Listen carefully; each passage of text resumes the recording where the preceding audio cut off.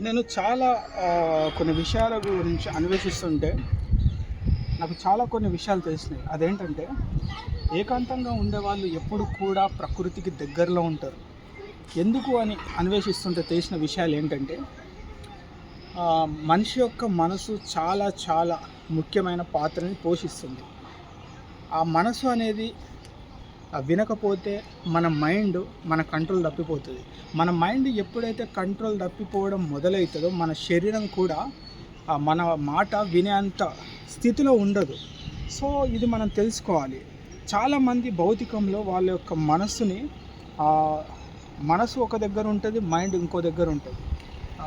తర్వాత కొన్ని సందర్భాల్లో ఏం జరుగుతుందంటే చాలా చాలా మనం చూస్తుంటాం కదా, మన మాట వినకపోవడం వల్ల మన మైండ్ కూడా మన చెప్పిన మాట వినకుండా తయారు చేస్తుంటుంది. సో ఈ భౌతికంలో ఏం జరుగుతుంది మనకి తెలిసిన విషయాలంటే, ఇప్పుడు ఫర్ ఎగ్జాంపుల్ మన మనసు ఒకటి చెప్తుంది, మన మైండ్ ఇంకోటి చెప్తుంది. ఎప్పుడైతే మన మనసు కావచ్చు, మన మైండ్ కావచ్చు, రెండు కోఆర్డినేషన్గా ఉంటాయో అప్పుడే మన శరీరం మన మాట వింటుంది. అందుకేనేమో చాలామంది ఇక్కడ భౌతికంలో వాళ్ళ మనసు అంత డిస్టర్బ్ అయ్యే క్రమం మొదలవుతుంది. ఎందుకంటే మన చుట్టూ ఉన్న వాతావరణం, మన చుట్టూ ఉన్న మనుషులు, మన చుట్టూ ఉన్న పద్ధతులు కావచ్చు, మన చుట్టూ ఉన్న పరిస్థితులు కావచ్చు, మన మనసుని పాడు చేసే విధంగానే ఉన్నాయి. కాబట్టి అది ఎలా అంటే, ఇప్పుడు మనం ఒక ఆలోచన ఏదైతే మనం మొదలు పెడుతున్నామో, మన చుట్టూ ఉన్న పరిస్థితులు, మన చుట్టూ ఉన్న మనుషులు ఆ ఆలోచనకి అనుకూలంగా ఏ ఆలోచన కూడా మన చుట్టూ దరి చేరవు. దానివల్ల ఏమైతే అంటే మన ఆలోచన అనేది డైవర్ట్ అయిపోతుంది. మనం చేయాల్సిన కార్యక్రమాలు కూడా, మనం చేయాలనుకున్న విషయాలు కూడా అది తెలియకుండా మన మాట వినకుండా వెళ్ళిపోతుంది. అందుకేనేమో మనం ఎలా ఆలోచిస్తామో అలాంటి సాంగత్యంలో ఉండాలి. మన మనసు ఏం చెప్తుందో అలాంటి దారిలోనే వెళ్ళాలి. అందుకేనేమో చాలామంది భౌతికం మనుషులకి దూరంగా ఉంటూ ప్రకృతికి దగ్గర ఎందుకు ఉంటారు అంటే, ప్రకృతి వచ్చే ప్రతి గాలి మనసుని ప్రశాంతంగా ఉంచుతుంది. మనసు ప్రశాంతంగా ఉంటే ప్రతి ఒక్కరూ ప్రకృతికి దగ్గర ఉండాలి. అందుకే శరీరం అనేది భౌతికమైన ప్రపంచంలో ఉంచాలి, మనసు అనేది ప్రకృతి నుంచి రావాలి. ఎందుకంటే ప్రకృతి నుంచి వచ్చే ప్రతి ఆలోచన భౌతికమైన జీవితాన్ని అద్భుతంగా తయారు చేసుకునే కార్యక్రమాలు జరుగుతూ ఉంటాయి. ఎప్పుడైతే నువ్వు భౌతికంలో ఆలోచనలు మొదలు పెడతావో, భౌతికంలో నీ మనసుని తయారు చేసుకుంటావు, అప్పుడు నీ మాట వినకుండా పోతుంది. నీ శరీరం కూడా నీ మాట వినని పరిస్థితులు కూడా వస్తూ ఉంటాయి. అందుకే ఒక్కసారి ఆలోచించు, ఏకాంతంలోనే ప్రశాంతత ఉంది, ఏకాంతంలోనే విశ్రాంతి ఉంది, ఏకాంతంలోనే అసలైన జీవితం ఉంది. జీవితం బాగుండాలంటే నీ మనసు అద్భుతంగా నీ మాట వినాలన్నా, నీ ఆలోచన నువ్వు అనుకున్న పరిస్థితిలో ఉండాలన్నా ఒక్కసారి ఏకాంతంలోకి వెళ్ళి చూడు. అద్భుతమైన ఆధ్యాత్మిక ప్రపంచం నీకు కనిపిస్తుంది. ఎందుకంటున్నా అంటే, ఇప్పుడు ప్రతి ఒక్కరిలో గుణాలు ఎలా ఉంటాయంటే, ఏదో చేయాలనే ఒక ప్రయత్నంలో ఉంటారు. ఏదో చేయాలి, ఏదో చెప్పాలి, ఏదో కొత్తగా ప్రయత్నించాలని ప్రతి ఒక్కరి జీవితంలో వాళ్ళ చుట్టూ ఉన్న పరిస్థితులు వాళ్ళని డైవర్ట్ చేసే విధంగా ఉంటాయి. ఇప్పుడు ఎలా అంటే, మన చుట్టూ ఉన్న స్నేహితులు ఎలా ఉంటారంటే, మనం ఏదైనా ఆలోచిస్తే అది ఏమవసరం, ఇంకా వేరేది ఆలోచించి రకరకాల ఇబ్బందులు, రకరకాల మాటలు, రకరకాల మనసులో నుంచి వచ్చే భావాలు చాలా డిఫరెంట్ ఉంటాయి. అందుకే నేను చాలామంది అనుకున్నట్టుగా జీవించలేని పరిస్థితిలో ఉండడానికి కూడా కారణమని చెప్పుకోవచ్చు. ఎందుకంటే మనము తెలియకుండానే అలవాటు పడిపోతున్నాం ఈ భౌతికమైన మనుషులకి, భౌతికమైన పరిస్థితులకి. అది ఎలా అంటే, ఇప్పుడు మనం ఏదో చేయాలనుకుంటున్నాం, ఎక్కడికి వెళ్ళాలనుకుంటున్నాం, మన మనసు ఒక దగ్గర ఉంది, మన ఆలోచన ఇంకో దగ్గర ఉంది. సో దానివల్ల ఏమవుతుందంటే మనం చేయాల్సిన పని కూడా డైవర్ట్ అయిపోతున్నాం. ఎందుకంటే 80% మనుషులు సమాజం కోసం, లేదంటే పక్కన ఉన్న వాళ్ళ కోసం ఏదో చూపించుకోవాలి అనుకునే పరిస్థితుల కోసమే జీవిస్తున్నారనేది ఇది చాలా వాస్తవం.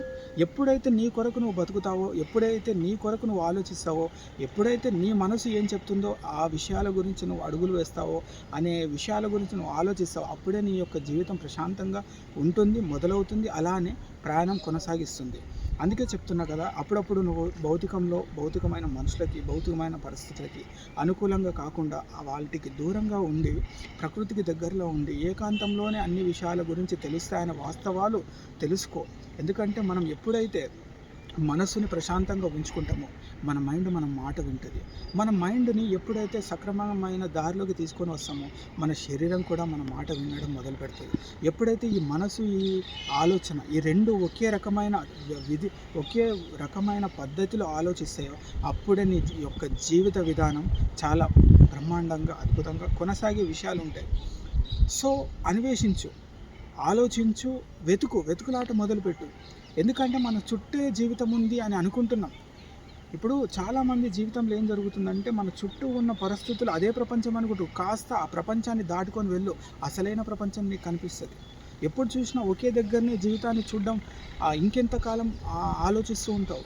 నువ్వు ఏదైతే చూస్తున్నావో అదే కాదు, దాన్ని బయటికి వచ్చే ప్రయత్నం చేయి. కొంచెం నీకు అసలైన జీవితం కనిపిస్తుంది, అద్భుతంగా జీవితం అయిన దారులు కనిపిస్తాయి. ఎందుకంటే కొంతమంది దగ్గరనే మన జీవితాన్ని గడిపేస్తున్నాం, కొంతమందితోటే మన జీవితం ఉందేమో అనుకుంటున్నాం, ఒక్క చోటే మన జీవితాన్ని అక్కడే ఉందనుకుంటున్నాం. ఆ సంఖ్యల్ని తెంపేసుకొని మనం స్వేచ్ఛగా, బాధ్యతగా మన యొక్క జీవితం కోసం ప్రయాణం చేస్తూ పోతూ ఉంటే ఇంకా ప్రపంచం మనకు కనిపిస్తుంది, అద్భుత దారులు కనిపిస్తాయి. ఆ దారిలోనే ప్రశాంతత వెతుక్కోవచ్చు. నచ్చట్లేదో అక్కడి నుంచి వదిలేసేయి. నచ్చని మనుషులు ఉన్నారు, అక్కడి నుంచి బయటపడు. ఎప్పుడైతే నువ్వు ఉన్న చోట ఎప్పుడైతే నీకు బ్యాడ్ స్మెల్ వస్తే అక్కడే ఉండిపోకుండా అక్కడి నుంచి వేరే దగ్గరికి వెళ్ళిపోతావు. అలాంటిది నీ జీవితంలో కొన్ని సిచ్యువేషన్స్ నీకు నచ్చట్లేవు అంటే అక్కడి నుంచి ఎందుకు వెళ్ళలేకపోతున్నావు? కొన్ని సిచ్యువేషన్స్ నీకు నచ్చట్లేవు అంటే అక్కడ ఎందుకు ఉండిపోతున్నావు? సో ఎలాగైతే నీ దగ్గర నీకు నచ్చని ప్లేసెస్లో, నీకు నచ్చని మనుషుల్లో, నీకు నచ్చని సిచ్యువేషన్స్ నుంచి ఎప్పుడైతే నువ్వు బయటకు వస్తావో అప్పుడే అసలైన ప్రపంచం నీకు కనిపిస్తుంది. ఎందుకంటే ఉన్న జీవితాన్ని ఎలా జీవిస్తున్నావు అనేది చాలా ముఖ్యం. అందుకే నేను చెప్తున్నా కదా, భౌతికంలో బతకాలంటే నీ శరీరం ఉండాలి, అవసరమైన పరిస్థితులకే ఉండాలి. మిగతా సిచ్యువేషన్స్ అన్నీ ప్రకృతి నుంచి నీ జీవితం మొదలు పెట్టాలి. అది ఎలా అంటే, ఇప్పుడు భౌతికంలో బతకాలంటే నిన్ను నువ్వు పోషించుకునేంత ఉండాలి, నిన్ను నమ్మిన వాళ్ళకి చూసుకునేంత ఉండాలి. ఇక మిగతా సమయం మొత్తం భౌతికంలో అవసరం లేదు, అనవసరం. చాలామంది అయితే తప్పు చేస్తుంటారు. ఫర్ ఎగ్జాంపుల్, మొత్తము భౌతికంలోనే సమయాన్ని కేటాయించడం వల్ల ఏం లేదు ఇక్కడ. మైండ్ డైవర్ట్ అవుతుంది, నీ మైండ్ డిస్టర్బ్ అవుతుంది, అసలు అన్నెసెసరీ థాట్స్ క్రియేట్ అవుతుంది. సో భౌతికంలో సంపాదించుకో, నీకోసం, నిన్ను నమ్మిన వాళ్ళ కోసం సంపాదించుకో. మిగతా సమయం మొత్తం పుస్తకాలకైనా పెట్టు, లేకుంటే ప్రకృతిని ఆస్వాదించు, లేకుంటే మంచి మంచి ప్రదేశాలకు వెళ్ళు. ప్రశాంతమైన జీవితం ఎక్కడ ఉందో అన్వేషించు, దాని వెంట తిరుగుతూ ఉండు. అద్భుత దారులు నీకు కనిపిస్తాయి. ఏదైతే నువ్వు ఉంటున్నావు అదే ప్రపంచం అనుకుంటున్నావు, ఆ ప్రపంచం దాటుకొని రాగలిగితే అద్భుత ప్రపంచం కనిపిస్తుంది. అందుకే అంటున్నా కదా, ఎప్పుడైతే మనం ప్రకృతికి దగ్గర ఉంటామో అసలైన సత్యాన్ని మనం గ్రహించుకుంటాం, మనం తెలుసుకుంటాం. ఎంతకాలం ఈ భౌతికమైన జీవితంలో భారంగా, భయంగా, ఇబ్బందిగా ఏదో అడ్జస్ట్ అయిపోయి ఎందుకు బతుకుతున్నావు? నిన్ను నువ్వు సాక్రిఫైస్ చేసుకోవాలి, నిన్ను నువ్వు సాటిస్ఫై చేసుకో. ఎవరి కోసమో సాక్రిఫైస్ అవుతున్నావు, ఎవరి కోసమో నువ్వు నీ జీవితంలో ఆగిపోతున్నావు అని ఏదో చేసేస్తున్నావు. ఎప్పుడైతే నిన్ను నువ్వు ఇష్టపడేలా జీవిస్తావో అప్పుడే నువ్వు ప్రశాంతంగా జీవిస్తావు, ఆ జీవితాన్ని నువ్వు చూడగలుగుతావు. కాబట్టి నువ్వు తెలుసుకోవాల్సిన విషయం ఏంటంటే, భౌతికంలో ఎంత సమయం వరకు ఉండాలి అంతవరకే ఉంటే నీ యొక్క ఆలోచన చాలా బాగుంటుంది, నీ మనసు కూడా ప్రశాంతంగా ఉంటుంది.